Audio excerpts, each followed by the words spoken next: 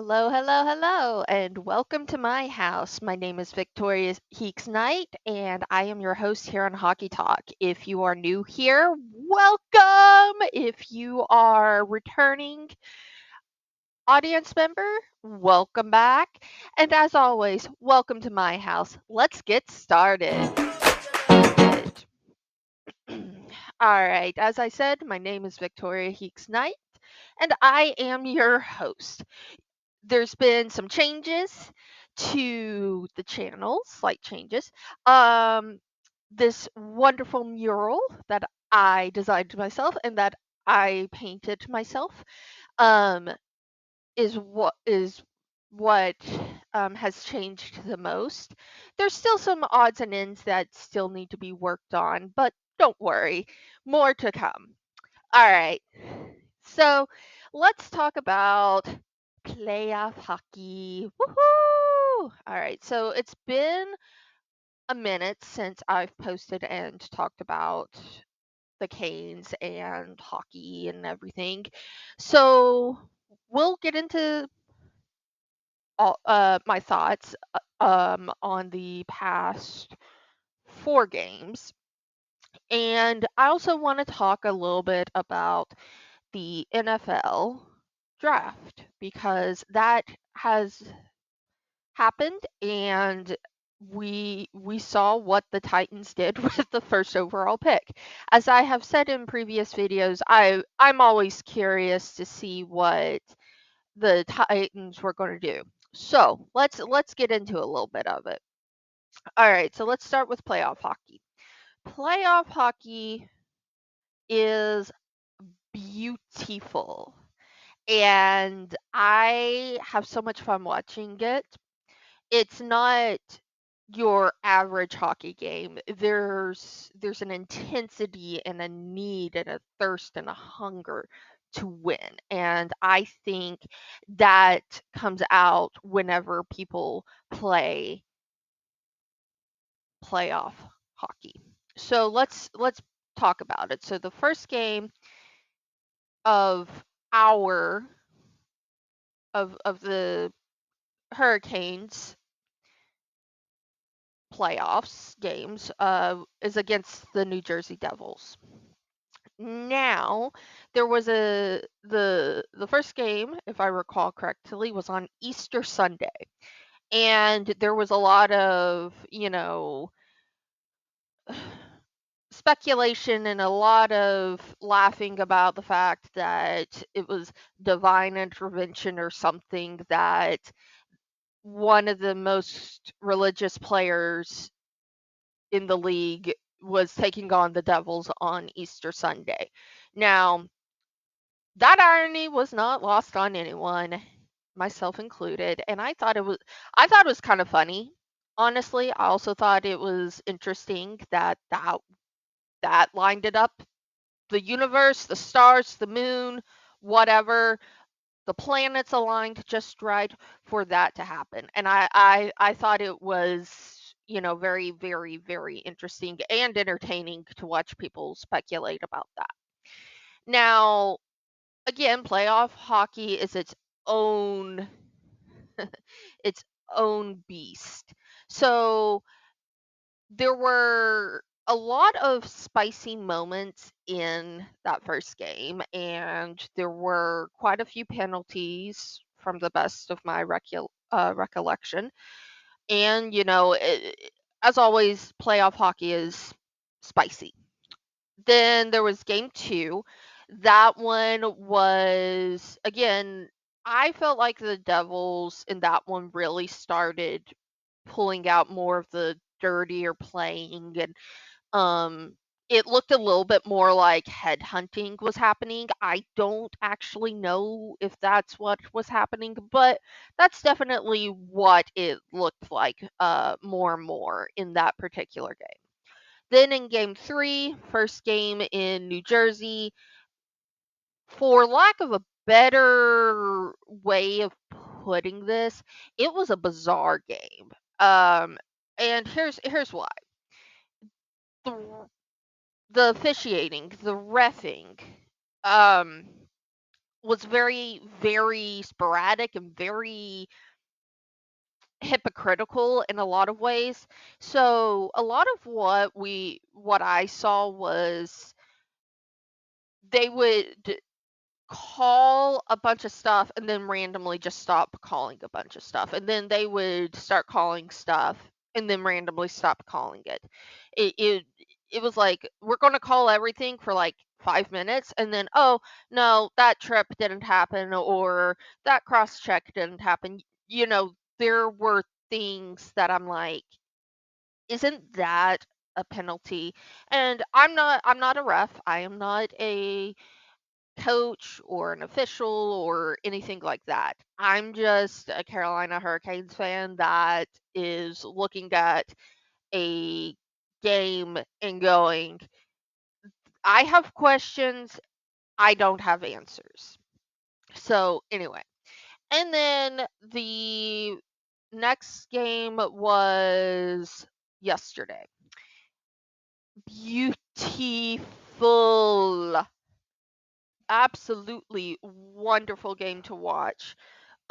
We had a lot of spicy moments. We had a lot of aggressive canoodling, skadoodling happening. There were quite a few. I don't remember who all got into the aggressive canoodling, skadoodling. But it was definitely spicy. The entire game was boom, boom, boom, for lack of a better way of putting it. It was just a lot of intensity. Then, and there were a ton of penalties as well. Now, in terms of the, now that we've talked about that, let's talk about, let's break this game down a little bit more. The Canes won that game. I believe it was 5-2, and that's awesome. I love it. And in the first period, Freddie Anderson was injured. I have not seen any updates on what actually his injury is. Like, is it upper body? Is it a concuss? Is it lower body? It's I he took a pretty gnarly hit in the first period, and Kochekov was the backup, and of course, he ended up on the ice and had to find his footing and really find the rhythm of the game fairly quickly. And he did well. He did let 2 goals in, but that first goal, I kind of give him a pass just a little bit because he was on the bench and then bada bing, bada boom, suddenly he needs to be on the ice. So I think it was, I think that was let in because he wasn't quite adapt or quite in the right mindset just yet. Then the other thing that there's several things that happened in this game. And I'm trying to remember them all because, of course, I didn't write anything down. So I remember Slavin got a goal, and that was a big deal because defensemen typically don't get goals. It's not impossible, but it's irregular. I believe that's the word. It's not an ordinary thing that occurs. Then Svechi got 3 goals. Okay, he got himself an empty netter hat trick, and that is super exciting for me because I love Andrei Svechnikov, and so I was like, yes, yes, yes, yes. Anyway, we all love that moment, those moments for him. We all love that goal for him. Um, let's see. I'm trying to remember who else scored. Oh, Jarvis did score a goal. There was one goal I remember I want to say it was a Jarvis goal. I don't remember exactly who got this in, but there was one goal where it legitimately like uh, like I legitimately was like that didn't go in. It's sitting there by their goalie's foot, and then I saw the replay and went, "Oh, actually no, that went in." But yeah, no, I thought it was a lot of fun. It was a lot of fun to watch. It was a really good game. I do want to circle back around to Freddie getting injured, and this is my thought process, and it could be wrong because there's a lot about hockey that I am still learning. So something about that was they called it a major at first, and then they did a replay review of it, and then they were like, "Oh no, no, no, there's no penalty." So I mean, I felt and I'm acknowledging that I am biased, okay? But I felt like there needed to at least be like a 2 minute for something for interference or something. I don't know because I am not watching that review. I am not as well versed in, you know, a lot of the nuances that a referee, for example, would be looking for. So, I don't know. M- Maybe I'm wrong. Just food for thought. If you have any thoughts on whether or not there should have been a penalty called on that, please keep it cute and in the comments below. Anyway, so that's all I have about the hockey playoffs. Let's talk about this draft, this NFL draft. Okay, so couple things. The Tennessee Titans did use their overall pick, and they took Cam Ward first overall. Now, a lot of people seem or I don't know 100% how how to take where to where on the spectrum I'm at because there seems to be two camps that I've seen. Either you hate this choice or you love this choice. Now, I think Cam Ward has a lot of potential as a young quarterback. However, I do think he is a young quarterback. He has a lot of talent, and I am very, very interested to see what he does with the Tennessee Titans. And, I used to talk about Will Levis as being green, but Will Levis is, you know, he's been around the block a time or two, and he's no longer green. Cam Ward is green. Cam Ward is fresh blood, new blood, and from what little I've been able to really gain some insight, just from watching the broadcast of the draft, he seems to be a hardworking quarterback, and that is something that the Titans desperately need. I think it shocked a lot of people that we did not take Shador. Um, I'm not for sure how I feel about that. Um, it could I have opinions, obviously, otherwise I wouldn't be talking about my opinions. I think Shador Sanders is an asset. Yes. I think he is a good quarterback. Yes. But I also think he's riding a lot of prestige by being a Sanders, if you will. Um, I don't know that, but but from the little I've seen, and this is this comes from a lot of various different places, but from what little I've been able to tell, it's that's what it seems like. And I think it's hard to pinpoint one specific thing. A lot of what I've gathered, it's hard to tell why he dropped so far.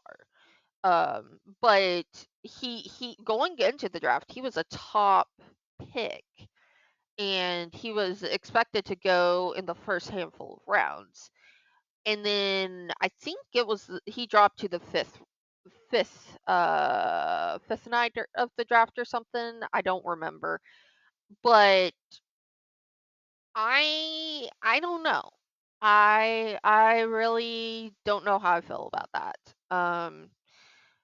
I think his dad, Deion Sanders, definitely has a lot of input and a lot of, guidance to give. But I also think there's a difference between guidance and I don't know how else to put it, but like overstepping where there shouldn't be any overstepping. And I think there's a good chance that they both might have put left a bad taste in um you know people's mouths, sort of to speak. um Now, don't get me wrong. Deion Sanders is a incredible, awesome legend of an athlete. But you can't and I'm not saying this is what's going on. This is just the little bit that I've been able to glean from the internet, is that for whatever reason organizations were not chomping at the bit to draft Shador. So, I mean, that, that's that's that's kind of my take on that. Now, circling back around to Cam Ward real quick, I do want to say this. I'm excited that he has joined the Tennessee Titans. I do I'm excited to see what he brings to the table. I'm excited to see what all our new players and already signed players bring to the table, and what kind of mixing pot of ideas, talents, and personalities we have in this particular season. I think a lot's going to happen in preseason. Once training camp starts and once, everyone starts prepping for the season. I'll be very interested to see how Cam Ward does in the pregame or preseason games. That pre I know preseason games are kind of like games to a lot of people, but also at the same time, pre-games give you a little bit of a sneak peek into what your team and your talent has to offer. So, anyway, I look forward to it. I also look forward to seeing how the rest of the playoffs for hockey goes. And yeah, so I will try and upload another video sooner rather than later, because there's a lot of moves being made in the NFL right now between the uh between the draft, and also because like a lot of organizations are looking to sign quarterbacks or looking to sign linemen, O-line, defensemen, guards, edges, like all of these positions. So there's a lot of shuffling happening right now. I will try to keep up with it and post it in future videos. The other thing is with the Stanley Cup playoffs, once teams start getting eliminated, there's going to be some interesting shuffling starting to happen. Nothing concrete will probably happen until after the Stanley Cup happens, but it will still be a lot of shuffling, rumors, talking, just like in the NFL. So anyway, that's all I have. As always, my name is Victoria Heeks Knight here on Hockey Talk, and I just want to say thank you so much for watching. If you have not liked and subscribed, please do. I hope that you enjoyed this video, and I will see you next time. Bye.